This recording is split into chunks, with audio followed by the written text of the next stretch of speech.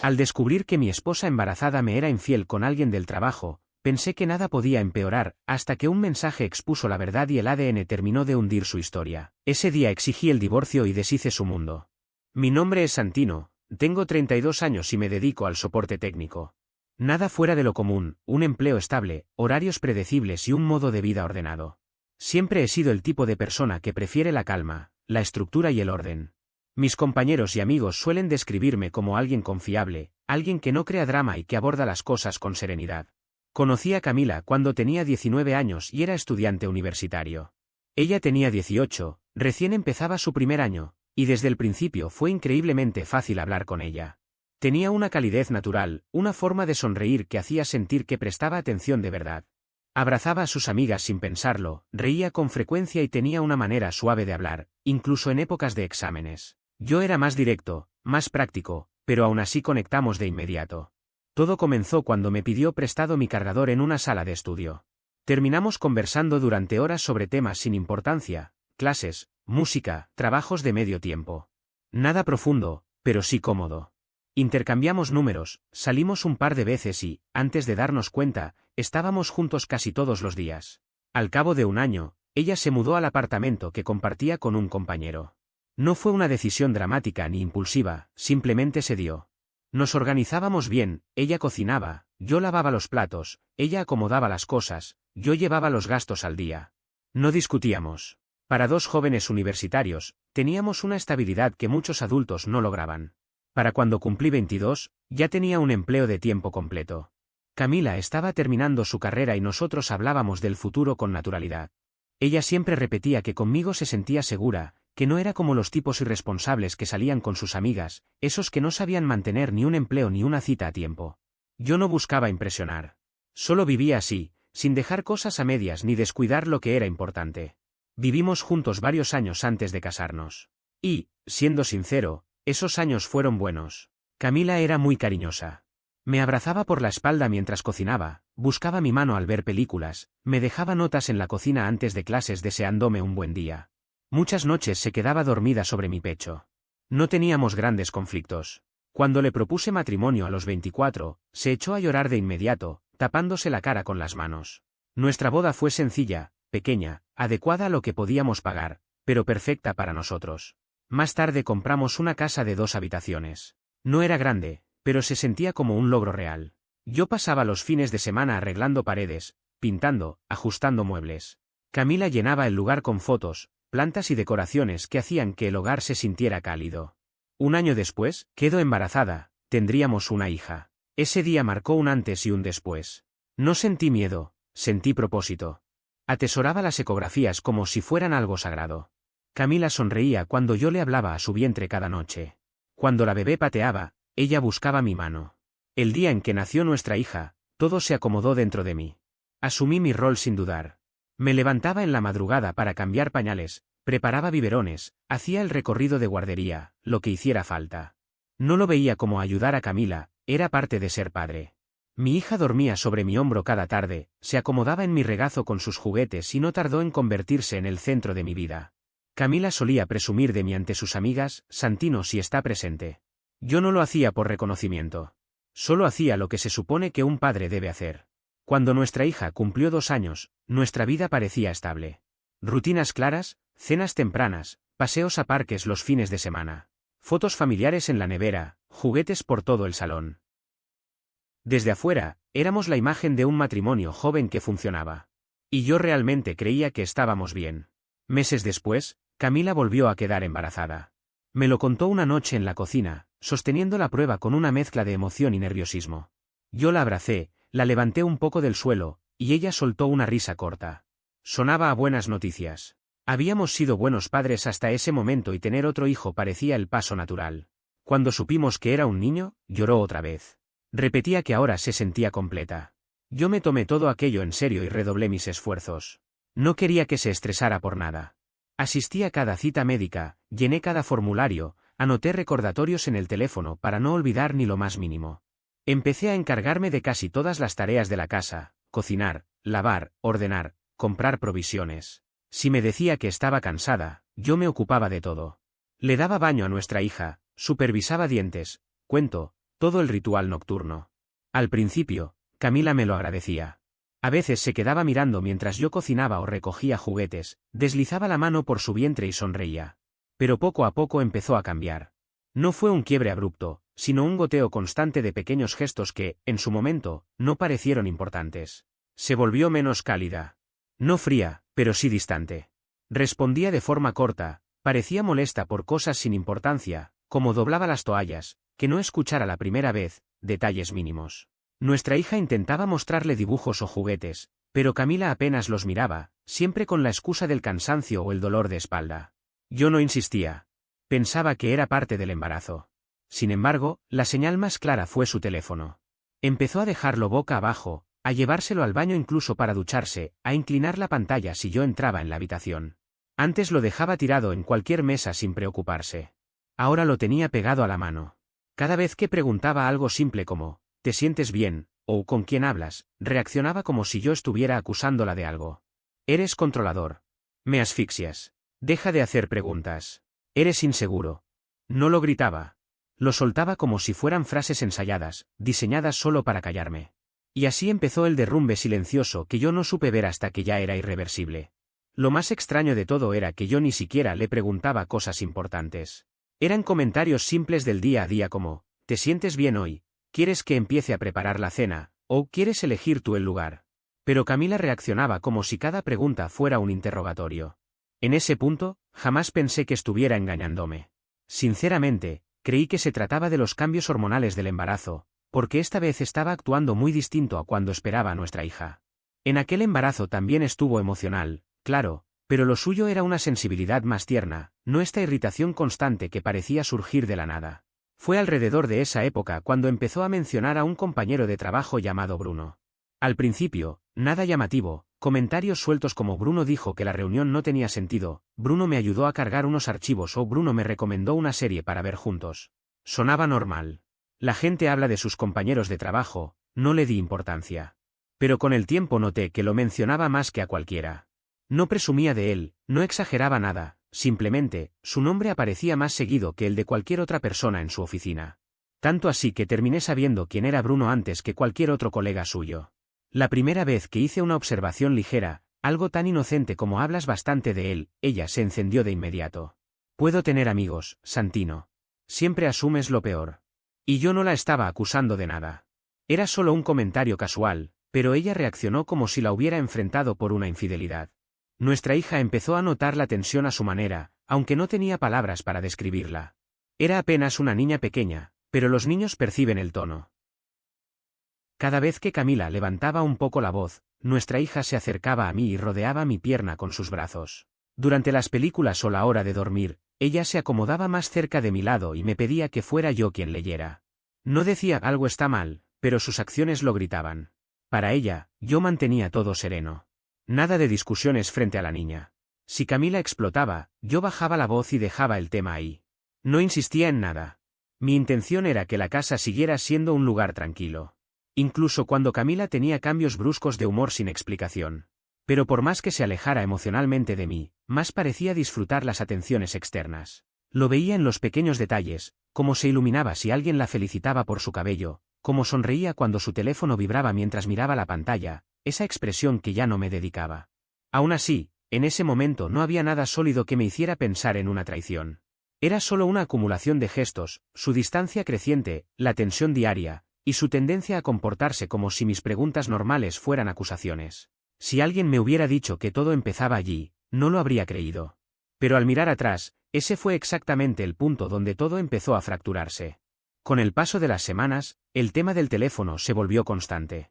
Pantalla siempre hacia abajo, sonrisas ocultas, bloqueos rápidos cuando me acercaba. Ya no parecía una etapa pasajera. Empezó a quedarse más tiempo en la oficina, dando explicaciones vagas y molestándose si preguntaba cuánto tardaría. También comenzó a arreglarse más para el trabajo, ropa nueva, más maquillaje, peinados distintos, especialmente en los días que Bruno estaba programado. Para nuestra vida juntos, en cambio, no había ese entusiasmo. Cuando yo trataba de mostrar interés y le decía cosas como ¿cómo estuvo el trabajo? O ¿te sientes bien?, ella respondía con frialdad, como si mi preocupación fuera una carga. En medio de todo esto, mis padres nos invitaron a cenar. Hacía tiempo que no veían a Camila y querían saber cómo avanzaba el embarazo. Pensé que aceptaría, porque solía disfrutar esas visitas. Pero negó rápidamente. Estoy muy cansada. Vayan ustedes. No tengo ganas. Ofrecí quedarme con ella, pensando que quizá quería compañía, pero se apresuró a rechazarlo. No, ve tú con nuestra hija. Estoy bien. Había algo extraño en la manera en que insistía. No parecía cansada, parecía nerviosa, inquieta, como si la idea de estar con mi familia le resultara de repente insoportable. Esa noche llevé a nuestra hija a casa de mis padres. En el auto, ella preguntaba una y otra vez, «¿Mamá viene después?». Yo solo pude responderle, «Mamá necesita descansar». Mi madre notó enseguida que había algo raro, pero no insistió. Solo preguntó, «¿Todo está bien en casa?». Y yo respondí que sí, porque no tenía una explicación real. Al regresar, encontré a Camila en el sofá, no dormida ni descansando, sino desplazándose por el teléfono sin siquiera levantar la vista. No preguntó cómo había salido la cena, ni cómo se comportó nuestra hija. Solo asintió, como si le diera igual. La intimidad entre nosotros ya había desaparecido para entonces. Desde el inicio del embarazo dijo que estaba incómoda o demasiado cansada, y yo respeté eso. Pero con el tiempo, dejó de sentirse como algo físico y empezó a ser algo emocional. Evitaba cualquier cercanía, no quería acurrucarse, ni contactos breves, ni momentos pequeños. Si intentaba rodearla con mi brazo en el sofá, se apartaba. Si le daba un beso en la mejilla, respondía «ahora no, Santino». No se sentía embarazo, se sentía rechazo. Yo no era paranoico. No estaba buscando señales de infidelidad. Solo percibía algo distinto. Ese tipo de cambio que no puedes explicar del todo, pero que se siente cada día en los detalles, su tono, su distancia, las sonrisas fingidas, el tema del teléfono, todo. Hice lo que siempre hacía, mantener la calma. No discutir, no reclamar, no crear escenas. Me dediqué a cuidar de nuestra hija. Llevar la casa adelante, trabajar, apoyar a Camila en todo lo que podía. Pero aun con ese esfuerzo, nuestro matrimonio ya no se sentía como antes. Yo estaba sosteniendo la estabilidad solo, mientras ella parecía alejarse más en lo mental y lo emocional. Aún así, incluso en ese punto, jamás pensé en infidelidad. Sabía que había algo mal, pero no imaginaba hasta qué nivel. El nacimiento de nuestro hijo ocurrió temprano en la mañana, tras la cesárea programada. En el trayecto al hospital apenas me habló. Miraba por la ventana, se acariciaba el vientre y revisaba el teléfono entre contracciones. Intenté conversar, ofrecer música, preguntar si necesitaba algo, pero sus respuestas eran cortas, casi mecánicas. Lo atribuí a los nervios, nadie disfruta una cirugía. Una vez en el hospital, todo avanzó con rapidez. Las enfermeras entraban una tras otra, hacían preguntas, tomaban signos vitales, ajustaban equipos. Desde ese momento, sentí que nuestra vida estaba por cambiar, pero no imaginaba que lo peor todavía estaba por revelarse. Acompañé a Camila desde el primer momento, incluso antes de que la pasaran a la sala de preparto. Me ocupé de firmar cada formulario, entregar la documentación del seguro y responder una interminable batería de preguntas que parecían no tener fin. Yo trataba de mantener la calma, de mostrarme presente, atento, útil. Pero mientras tanto, Camila apenas levantaba la vista de su teléfono. Parecía más concentrada en la pantalla que en todo lo que estaba a punto de ocurrir. Incluso cuando la enfermera intentó colocarle la vía intravenosa y le pidió suavemente: «Camila, necesito que relajes el brazo».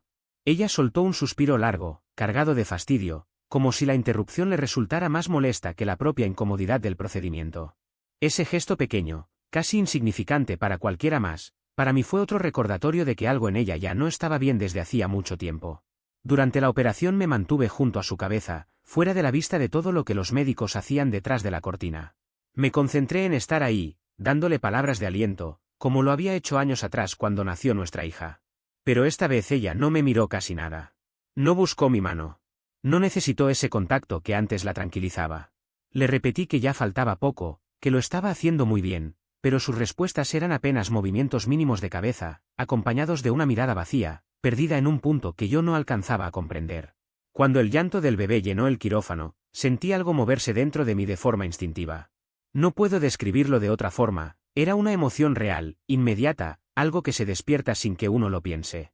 El médico lo levantó para que pudiéramos verlo por encima de la cortina. Yo me quedé sin palabras unos segundos. Pero Camila apenas esbozó una sonrisa fugaz antes de apartar la vista para volver a mirar el techo. No hubo lágrimas, no hubo sorpresa, ni siquiera alivio. Nada. Me acerqué a besarle la frente y le dije que la quería. Ella no respondió. Su silencio se sintió más frío que toda la sala. En recuperación, mientras ella dormía profundamente, tomé al bebé en brazos. Era tan pequeño que casi temía sostenerlo demasiado fuerte. Apenas se movía, respiraba suave, sin emitir sonido alguno. Le acaricié la mejilla con el pulgar, sintiendo esa mezcla de vulnerabilidad y responsabilidad que siempre me ha definido. Le susurré que lo cuidaría, que siempre estaría para él, porque para mí un niño nunca tiene la culpa de nada. Y aunque Camila hubiera estado tan distante, él no tenía por qué cargar con eso. No pensé nada más allá de lo evidente. Para mí, en ese momento, ese bebé era mi hijo. Unas horas después, llamé a mis padres para que vinieran a conocerlo y coordiné con mi madre para que trajera a nuestra hija. Fui a recibirlos al vestíbulo, tratando de mantener una expresión tranquila, porque por dentro me sentía agotado emocionalmente. Cuando subimos todos juntos y nuestra hija entró a la habitación, Camila cambió por completo. Fue como si alguien hubiera encendido una luz que llevaba meses apagada. La abrazó, le habló con cariño, le acarició el cabello, la besó en la frente. El contraste era tan fuerte que las enfermeras sonrieron, convencidas de que éramos una familia normal, llena de emoción por la llegada del nuevo integrante. Pero yo sabía que era una fachada. Apenas mi hija se marchó con mis padres, Camila volvió a mostrarse distante, indiferente, fría. Era como si tuviera un interruptor emocional que activaba solo para algunas personas. Al final del día, una enfermera entró con varios documentos y un paquete pequeño. Por cierto, comentó con naturalidad, una amiga de su esposa dejó esto. Lo puse en la mesada. Miré a Camila. Ella parpadeó un par de veces, como si no esperara que dijeran eso, y luego soltó un encogimiento de hombros poco convincente. Debe ser alguien del trabajo, murmuró demasiado rápido. Revisé el paquete. Era una bolsita de snacks y una tarjeta que decía felicidades, mamá. Sin firma. Reconocí de inmediato la letra. Camila me había mostrado una foto de esa misma caligrafía meses atrás, Renata, una compañera del trabajo. Sin embargo, Camila ni siquiera se acercó a ver qué era. Simplemente retomó su teléfono, como si prefería no involucrarse en ningún detalle adicional. Un nudo pequeño, pero muy firme, se formó en mi estómago. ¿Quién deja un regalo sin avisar? ¿Quién viene en persona y no saluda, no manda un mensaje, no dice nada? Nada de aquello tenía lógica. Y la actitud defensiva de Camila en las semanas previas hacía que todo se sintiera peor. Esa noche le pregunté directamente. ¿Quién dejó eso? Ella, sin levantar la mirada del móvil, dijo. Ya te dije, alguien del trabajo. No empieces a darle vueltas. No dije nada más, pero dentro de mí ya no era solo una incomodidad, era una sospecha claramente formada. Cuando volvimos a casa, la situación no cambió. Camila seguía pegada al teléfono siempre que podía. Se acomodaba para que yo no viera la pantalla. A veces sonreía al leer algo y, al verme entrar, borraba la expresión como si hubiera sido un error permitir ese gesto. Apenas hablaba conmigo, salvo para mencionar algo del bebé. Una semana después, mientras se preparaba para tomar una ducha, dejó el teléfono en la cama. ¿Puedes ver si mi mamá escribió? Me pidió. Quiero saber si llegó bien. Tomé el teléfono. Apenas presioné el botón para encenderlo, apareció una notificación completa y directa. Bruno, es igual a mí. Mi mente simplemente se detuvo. No tuve una reacción explosiva. Fue como si todo mi cuerpo se quedara en silencio unos segundos. Luego abrí los mensajes. Camila nunca había cambiado la contraseña desde que éramos novios. Lo que encontré fue una conversación larguísima. Fotos que nunca me envió. Mensajes de madrugada hablando de lo que sentía. Él diciéndole que la extrañaba. Ella deseando que estuviera en las citas médicas. Mensajes refiriéndose al bebé como nuestro pequeño. Y entonces vi el mensaje que no necesitaba, pero que cerró el círculo. Camila, no veo mi matrimonio durando mucho. No había interpretación posible. Era una relación completa, emocional, física, sostenida durante meses, mientras yo creía que estábamos esperando a nuestro hijo. Encontré mensajes sobre el embarazo escritos como si Bruno fuera el padre. Bruno, no puedo esperar para conocerlo. Es un mini yo. Camila, por supuesto que es tuyo. Después de eso, mensajes donde me desvalorizaba, me ridiculizaba, me pintaba como alguien aburrido, controlador, distante, cosas que jamás había mencionado en persona. Comentarios que me hicieron recordar cada discusión de los últimos meses, cada gesto extraño. Al terminar de leer, dejé el teléfono en el mismo lugar exacto. No hice ruido. No la enfrenté. No dije una sola palabra. Solo salí de la habitación y fui a sentarme con mi hija mientras veía caricaturas. Camila salió de la ducha sin sospechar nada. No se dio cuenta de que yo ya sabía más de lo que ella jamás habría imaginado. Mientras mi hija descansaba sobre mi brazo y el bebé dormía en el Moisés, tuve absoluta claridad, necesitaba respuestas. No podía seguir sin saber si ese bebé era realmente mío. No iba a cargar a mi hija con dudas que no eran su culpa. No podía permitir que una sombra así se instalara sobre nuestras vidas. Esa misma noche, con Camila dormida, pedí 2 kits de ADN. No dudé un segundo. No era por venganza, ni por enojo, era por sentido común. Era por proteger a mi hija. 3 días después llegó el paquete. Lo tomé antes de que Camila lo viera y lo escondí entre toallas. El primer hisopado fue sencillo. El bebé estaba medio dormido tras una toma. Le pasé el hisopo suavemente por el interior de la mejilla. No lloró. Murmuré palabras tranquilas que él nunca recordaría, pero que yo necesitaba decir.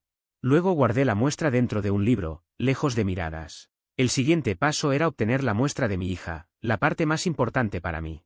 Esa noche, mientras se cepillaba los dientes, le pedí que abriera la boca para revisar algo rápido. Ella obedeció sin pensarlo, con esa confianza natural que siempre tuvo en mí. Y ahí entendí con más fuerza que nunca que mi responsabilidad como padre era asegurar la verdad, sin importar lo que costara. Me aseguré de terminar el hisopado en la mejilla de mi hija rápido y con suavidad, y después la ayudé a terminar de cepillarse los dientes como si fuera una noche cualquiera. En cuanto terminó, salió corriendo hacia su cama y me pidió su historia favorita, la de siempre. Me senté a su lado, pasé las páginas con calma y le leí como si nada fuera distinto, aunque en realidad sostenía en mi mano la información más decisiva que había tenido en toda mi vida. Cuando por fin se quedó dormida, fui al baño, tomé mi propia muestra con el hisopo, la sellé y empaqué todo siguiendo al pie de la letra las instrucciones del kit. Camila estaba en la sala, absorta en el teléfono, cuando salí rumbo al buzón. Dejé el sobre dentro sin detenerme ni un segundo, y regresé a la casa sin que ella siquiera notara que había salido. Empezó entonces el periodo de espera más largo que he vivido, una etapa en la que tuve que actuar con absoluta normalidad mientras todo mi interior estaba en tensión. Durante esos días, Camila se volvió aún más arrogante, crítica y distante. Se quejaba de cómo doblaba la ropa, decía que limpiaba mal los biberones y me acusaba de no estar lo suficientemente presente, aun cuando yo me hacía cargo de prácticamente todo en la casa. Seguía pegada al teléfono, inclinando la pantalla cada vez que pasaba cerca. Leía mensajes que le sacaban una sonrisa, y enseguida, la borraba en cuanto advertía que yo la había visto. Pasaba largos ratos encerrada a medias en la habitación, escribiendo sin descanso. Ella no tenía idea de que yo ya lo sabía todo. Aún así, no discutí. No reclamé. No mostré ninguna reacción. Mi objetivo era mantener estabilidad por mi hija, porque había notado desde hacía tiempo que algo la inquietaba. Se pegaba más a mí, me pedía que la cargara con más frecuencia y se recostaba a mi lado en el sofá cada vez que veía una película.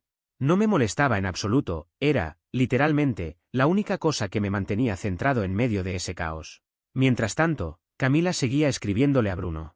Trataba de ocultarlo, pero no lo suficiente. De vez en cuando el nombre aparecía en la pantalla antes de que pudiera girar el móvil. Noté también la diferencia en su actitud cuando le hablaba, su tono era más suave, casi ansioso. Pero algo más llamó mi atención, él no le respondía con la misma energía. Ella escribía textos largos, esperaba, y luego esperaba más. Sus gestos se volvían tensos. A veces borraba mensajes enteros antes de enviarlos. Era evidente que Bruno contestaba cada vez menos. No sentí satisfacción por eso, solo confirmación. 5 días después de enviar las muestras, recibí el correo con los resultados a primera hora de la mañana. Camila estaba en la cocina, medio dormida, preparando café.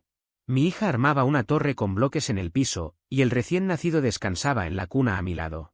Tomé el teléfono, abrí el mensaje y miré el primer resultado, probabilidad de paternidad del 100% con mi hija mayor. Por primera vez en semanas pude respirar sin sentir que algo me comprimía el pecho. No sonreí, pero cada músculo del cuerpo se relajó. Ella era mía. Pasara lo que pasara, esa niña era mi hija. La miré un momento mientras seguía concentrada en su torre, completamente ajena a todo lo que se estaba moviendo alrededor. Con ese resultado tuve la fuerza que necesitaba para enfrentar lo que seguía. El segundo resultado decía, 0% de probabilidad de paternidad del recién nacido. No hice ningún gesto. Me quedé mirando el número como si fuera una operación matemática cualquiera. Por dentro se sintió como si el piso desapareciera un segundo, pero de inmediato llegó una claridad helada. Nada de lo que aparecía ahí era una sorpresa. Ya lo había visto en los mensajes de Camila desde mucho antes. Pero verlo por escrito eliminó cualquier resto de negación y cualquier razón para quedarme. Ese bebé al que había cargado en la sala de partos no era mío. El niño que ella esperaba que criara tampoco lo era. Todo encajó de una forma brutal y definitiva. El matrimonio había terminado, completamente, sin vuelta atrás. Ese mismo día llevé los resultados a un abogado. Iniciamos la documentación para establecer legalmente que no era el padre del recién nacido. Camila no discutió, porque sabía perfectamente lo que el informe iba a mostrar. En poco tiempo, quedó registrado formalmente, ni en papel ni en realidad yo tenía vínculo con ese niño. Tampoco se lo dije a Camila ese día, ni en los siguientes. En lugar de eso, comencé a organizarme con precisión. Durante las 2 semanas siguientes separé nuestras finanzas por completo. Abrí cuentas nuevas, cancelé tarjetas compartidas, la eliminé de todos los accesos digitales, bancos, seguros, servicios, aplicaciones, todo. Guardé documentos, imprimí extractos, respaldé capturas de pantalla, y reuní todo lo necesario para cualquier trámite legal posterior. Incluso preparé un listado con posibles acuerdos de custodia para mi hija. No me fui de la casa ni la presioné para que se fuera. Le di 0 motivos para sospechar. La traté con una neutralidad casi profesional, cortés, pero distante. Mientras tanto, Camila insistía con Bruno. Le enviaba mensajes larguísimos, intentaba atraerlo nuevamente, buscaba desesperada que él le respondiera. Él aún contestaba, pero sus respuestas eran breves, escasas, y tardaban horas. Yo observaba su frustración crecer día tras día, pero para mí esa parte ya no tenía ninguna importancia. Mi foco era mi hija. Protegerla. Asegurarme de que saliera lo menos dañada posible. Ya tenía la verdad. Ya estaba preparado para terminar todo. Solo necesitaba el momento adecuado. Esperé hasta que mi hija estuviera profundamente dormida. No quería gritos, ni escenas, ni nada que pudiera afectarla. Una vez que comprobé que estaba rendida, abrazada a su conejo de peluche, regresé a la sala. Camila estaba sentada en el borde del sofá, revisando su teléfono una vez más. Me paré frente a ella con un tono tranquilo y directo. Tenemos que hablar. Al principio ni siquiera levantó la vista. ¿Sobre qué? Respondió molesta, como si interrumpiera su programa favorito y no como si estuviera a punto de escuchar la conversación más seria de nuestro matrimonio. Tomé asiento frente a ella para obligarla a mirarme. Vi tus mensajes con Bruno. Su cabeza se levantó de golpe, con los ojos completamente abiertos. Un segundo después, intentó recuperarse. ¿Qué mensajes? No entiendo de qué hablas. Vi todo, respondí con firmeza. Absolutamente todo. Fue ahí cuando dejó de fingir. No confesó. No mostró remordimiento. Eligió defenderse atacando. Comenzó con lo mismo de siempre: invadiste mi privacidad, estás inseguro, quieres controlar todo. Repitió cada frase que ya me había dicho durante meses, como si tuviera un guión memorizado. Incluso trató de llorar, llevándose las manos a los ojos a pesar de que no había ni una lágrima.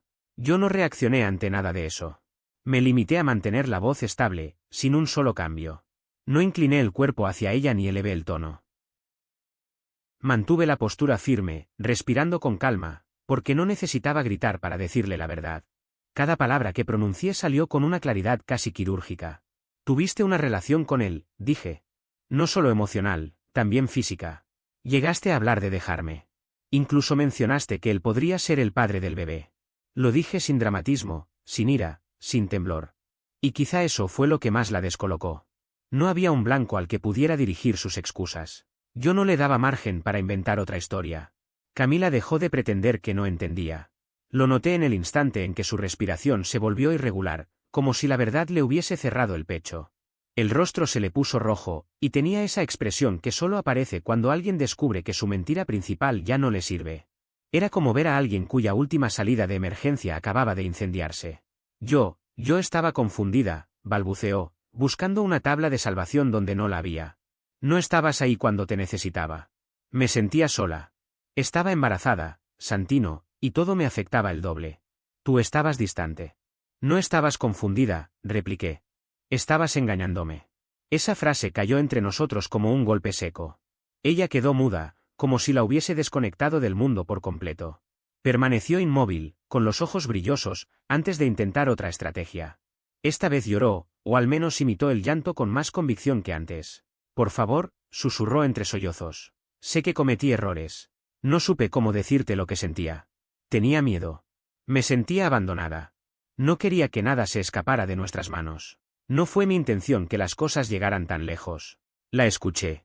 La dejé hundirse en su propio discurso hasta que se quedó sin palabras. Cuando se detuvo, sin nada más para justificar lo que había hecho, hablé yo. Hay algo más. Se tensó. Le temblaron los dedos mientras agarraba el borde del sofá. ¿Qué? ¿Qué significa eso? Preguntó en un hilo de voz. Hice una prueba de ADN, respondí. El niño no es mío. El efecto fue instantáneo. Su rostro perdió el color como si le hubieran arrancado la sangre de un tirón. Sus labios se abrieron, pero no salió sonido alguno. Después se cubrió la cara y empezó a negar con la cabeza, repetidas veces, como si la realidad pudiera fragmentarse solo porque ella se negaba a reconocerla. No, no. Santino, no hagas esto. Te lo suplico. Déjame explicarlo, por favor, dijo entre hipos. No puedes explicar la biología. Ahí fue cuando se derrumbó de verdad. Se resbaló del sofá y terminó de rodillas frente a mí, aferrándose a mi pierna con ambas manos. Lloraba tan fuerte que parecía que se iba a ahogar. Y aún así, seguía suplicando con cada bocanada de aire. Lo arruiné todo, lo sé. Estoy arrepentida. No me dejes, por favor. No me quites a nuestra hija. No me apartes. Te necesito. Me incliné solo lo suficiente para tomar sus manos y apartarlas de mí. Después me puse de pie, sin prisas, sin detenerme en su llanto. Mañana presento la solicitud de divorcio. Ella abrió la boca de golpe, intentando respirar. Parecía que le hubiesen dado un golpe directo al pecho. Santino, por favor. No puedes hacerme esto. Este matrimonio se terminó cuando decidiste que otro hombre sería el padre de tu hijo, respondí. No hay nada más que hablar. Ya acabó. Entonces dejó de llorar para entrar directamente en pánico. Lo noté en sus ojos, sabía que Bruno no iba a ser el héroe que imaginó. Sabía que había destruido su vida estable, que había puesto en ruinas su seguridad económica, su familia, su rutina, todo. También entendió que yo no daba advertencias vacías. Salí de la habitación sin volver a mirarla. A la mañana siguiente presenté el divorcio. Camila no discutió nada. Lloró durante toda la reunión con el mediador, pero no opuso resistencia. 2 días después se mudó a un apartamento temporal, llevándose al recién nacido. Yo me quedé con la casa para que nuestra hija mayor no tuviera que enfrentar otro cambio brusco. Los primeros días separados fueron raros. Secos. Formales. Solo hablábamos por mensajes estrictamente necesarios, horarios, tareas escolares, informes breves. Camila evitaba mi mirada en cada entrega y cada recogida. Era como si temiera descubrir que no quedaba absolutamente nada de lo que habíamos sido. Y empecé a notar otro patrón, estaba pegada a su teléfono como si fuera su única fuente de oxígeno. Me bastaba verla escribir párrafos larguísimos para comprender que el destinatario era Bruno. Él, en cambio, contestaba de forma corta, distante, espaciada. A veces tardaba horas. A veces no respondía nada. No tuve que ver la pantalla para saber que él ya se estaba largando mentalmente. Los infieles son valientes solo cuando no hay consecuencias. Y Bruno no quería cargar con una madre soltera recién divorciada y un bebé recién nacido. Camila lo sabía, y su ansiedad lo confirmaba. 2 semanas después fui a recoger a mi hija al apartamento de Camila. Ella estaba afuera, cerca del estacionamiento, con la mochila de nuestra hija colgando del brazo y los ojos mirando hacia algún punto detrás de ella, como si esperara la llegada de alguien. Bajé del coche, abrí la puerta trasera y me agaché para recibir a mi hija. Ella corrió hacia mí y se lanzó a mis brazos con toda la energía y el cariño del mundo. La levanté, la acomodé en su asiento y abroché el cinturón. Al cerrar la puerta, escuché pasos detrás de mí. Giré, y Bruno salió de entre 2 coches. No caminó, apareció como alguien que llevaba rato escondiéndose.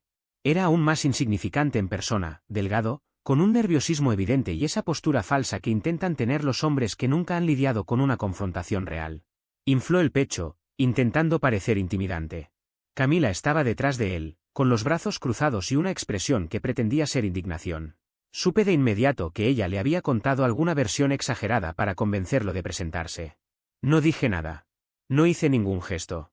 Solo aseguré la puerta del coche y me separé del vehículo. Bruno se plantó enfrente de mí, rígido. Tienes que dejar de amenazar a Camila, soltó, con un tono que intentaba ser firme pero sonaba hueco.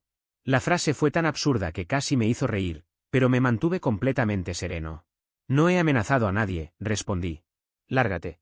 Él dio un paso más, demasiado cerca. No vuelvas a hablarle así. Camila intervino, temblando, tratando de construir una escena dramática. Santino, por favor. Ver. Me estás asustando. Esa mentira fue tan evidente que tuve que evitar apartar la mirada con fastidio.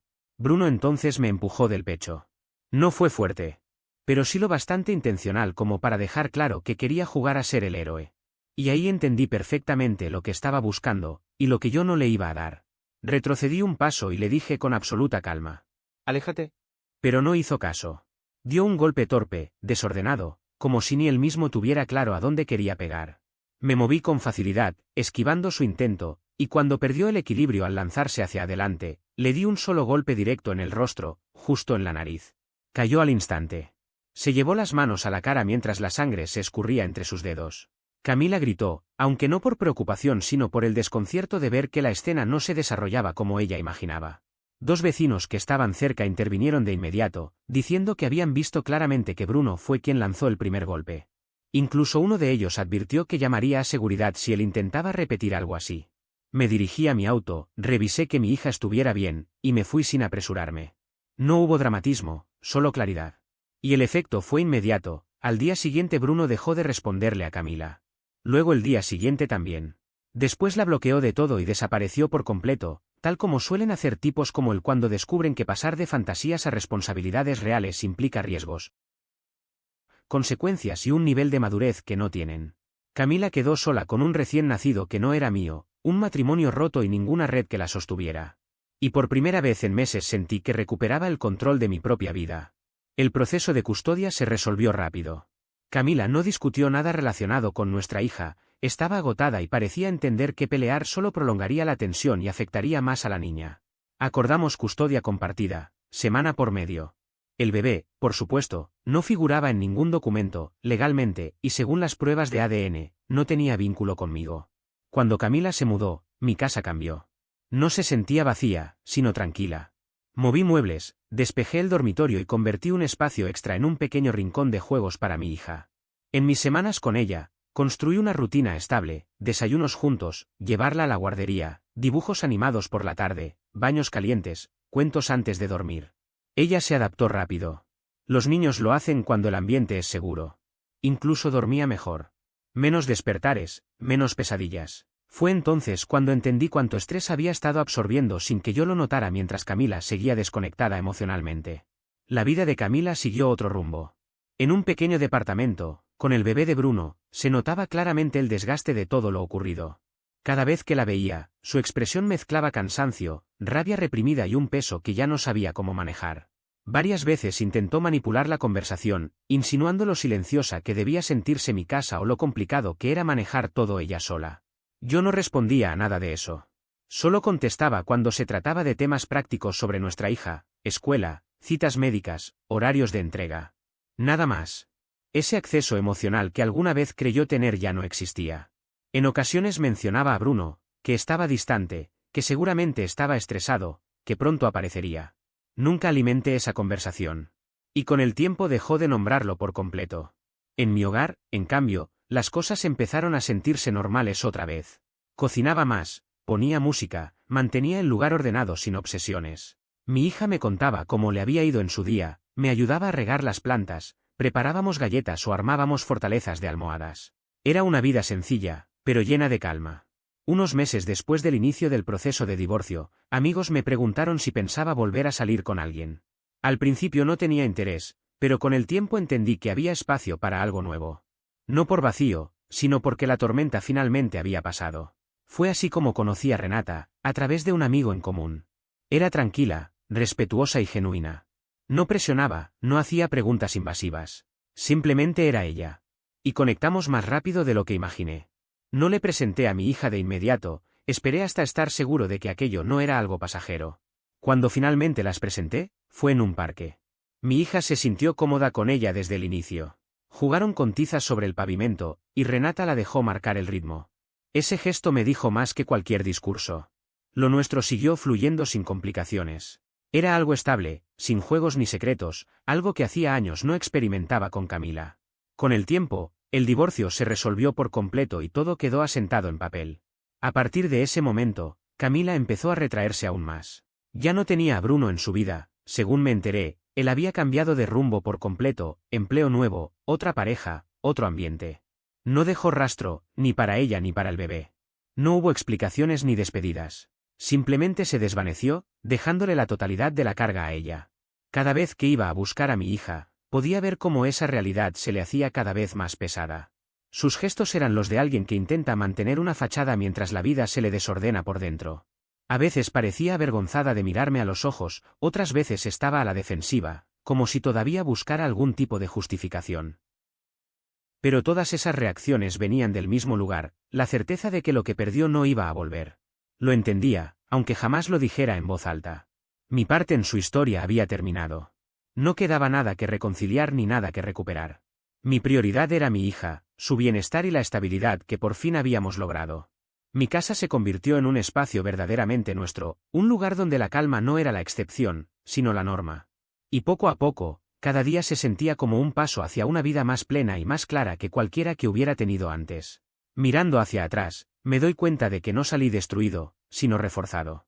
Aprendí a establecer límites, a no aceptar migajas de respeto y a defender el entorno emocional de mi hija con todo lo que tengo. La traición no me quebró, me impulsó a crecer. Camila, en cambio, vive enfrentando las decisiones que tomó cuando creyó que todo estaba bajo su control. No la castigué. Nadie lo hizo. Simplemente le llegó el peso real de sus actos. Yo, en cambio, terminé con algo que no tiene precio, una relación sólida con mi hija, un hogar que se siente verdaderamente mío y un futuro que puedo construir paso a paso, sin sobresaltos, sin sombras, sin mentiras. Y esa tranquilidad, después de todo lo vivido, vale más de lo que jamás imaginé.